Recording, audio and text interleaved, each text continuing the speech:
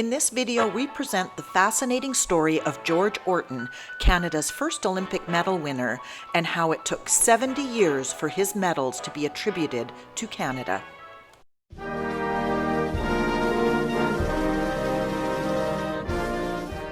This is the place to learn about food, stereotypes, culture, and all things Canadian. So let's go, eh? Paris, 1900. It's the second modern Olympic Games and the first games in which Canadian athletes participate. The Games are held in conjunction with the World's Fair, and Olympic competitions run for 5 months from May to October. The organizers of the exposition treated the accompanying games with disdain, and much of the planning and facilities for the Olympics was poorly done. As most of the attention was centered around the fair, many athletes were not even aware that they were participating in the Olympics.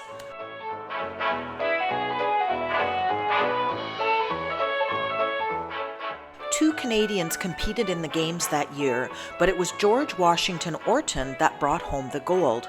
Well, it was actually just a first-place finish, and it took 70 years for it to be recognized as a Canadian gold medal victory, but more on that later.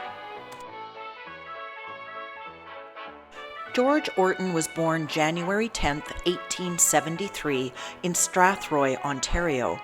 At the age of 3, George fell out of a tree, suffering a blood clot on the brain, damaging his back and legs and severely damaging his right arm. He was actually unable to walk until age 10 and didn't regain his mobility until age 12. His father forced him to nurture strength and mobility by making him walk behind the horse and buggy on his way to school as far as he could each day. Eventually, he ran behind the family vehicle, and his father entered him into local track meets. He was known as the boy who never walked because he ran everywhere, and his gift for long-distance running became evident. In an interview in the Philadelphia Bulletin on December 18, 1905, Orton recalled, "I guess I am a product of my own ambition. I began to run as a boy and used to race with all the boys my age in my Canadian home. I found many who could best me at the dashes, but as soon as the route became long, I killed off my adherents." George attended the University of Toronto, earning a BA in 1893 in the Romance languages. While a student in Toronto, he competed in half-mile and full-mile events across Canada and the United States. Orton set a mile record in 1892 of 4 minutes 21.8 seconds, which lasted for 30 years. He was offered a scholarship to the University of Pennsylvania to complete his master's degree and PhD in philosophy. A talented linguist, George was fluent in 9 languages and at age 23 was one of the youngest doctorates from the University of Pennsylvania. Orton dominated middle distance running and was captain of the university track team.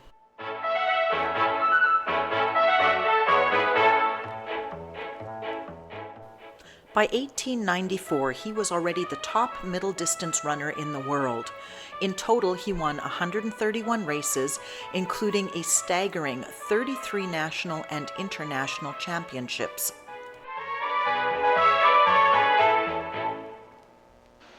At the age of 27, Orton was invited to the 1900 Olympic Games in Paris to represent the University of Pennsylvania. Canada did not have an Olympic organizing committee or an official team until the 1908 Olympics in London, so many Canadians competed with and for the Americans. In 1900, athletes competed for universities as individuals or for athletic clubs. Nationality did not become important until the 1908 Games. George Orton's first event was the 400-meter hurdles, in which he leapt over sawn-off telephone poles and a pond to win a third-place bronze medal in the event. George was favored to win the 2,500-meter steeplechase, which is a run involving barriers and water jumps. 45 minutes after winning his bronze in hurdles and suffering from a stomach ailment, George came in first place to win the gold. He kept pace until the final lap, when he burst ahead 30 meters and set a world record of 7 minutes 34.4 seconds.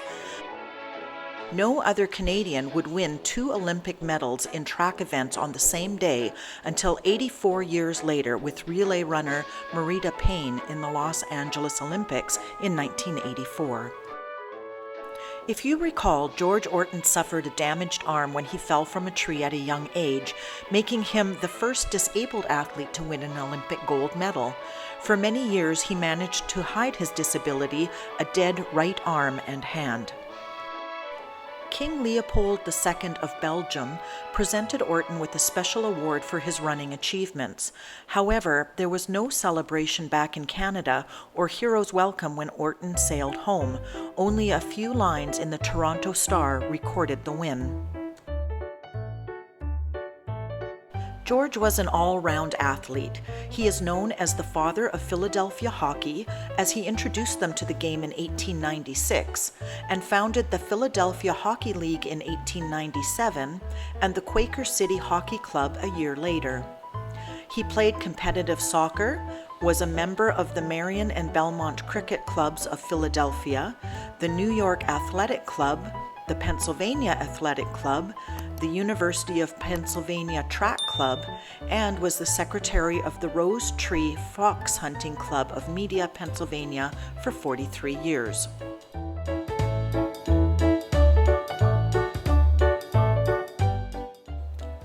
An accomplished author, Orton wrote the definitive training manual for runners, distance and cross-country running, in 1903, and also wrote a book about history of Penn athletics.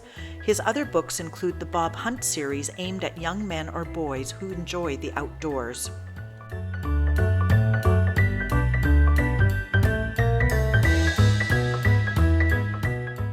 In 1903, this remarkable man co-founded Camp Tecumseh in Meredith, New Hampshire.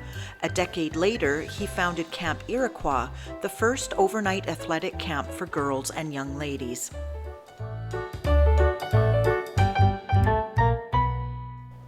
George stayed healthy and active until age 84, but passed away on June 26, 1958, at age 85. Fast forward to the 1970s, a historian noticed a mistake in the Olympic records. George Orton was born in Canada, but in the record books, USA is printed beside his name.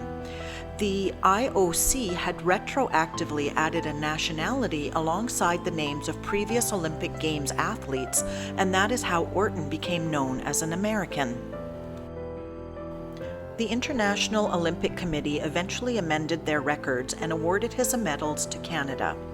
In 1977, years after his citizenship was publicized, Canada finally inducted him into its Sports Hall of Fame. He has also been inducted to the Canadian Olympic Hall of Fame, the London Sports Hall of Fame, the University of Pennsylvania Hall of Fame, and the Philadelphia Sports Hall of Fame. You can't deny that George Washington Orton was a most remarkable athlete and man, but unfortunately, he most likely never knew that he was Canada's first Olympic medalist and first gold medalist. But what about the medals, you ask? Unfortunately, the Paris World's Fair completely overshadowed the 1900 Olympics. Instead of medals, athletes which finished in the top 3 spots, gold, silver, and bronze, were awarded tie pins and pencils instead. Winners also received a gift of 100 francs from which they could buy their own trophies or medals. If you enjoyed this video, there are a few things you can do to help support our channel. Give it a thumbs up, share with your friends, and leave a comment. For more content about Canada, please consider subscribing and ringing the bell icon to be notified of our next video upload.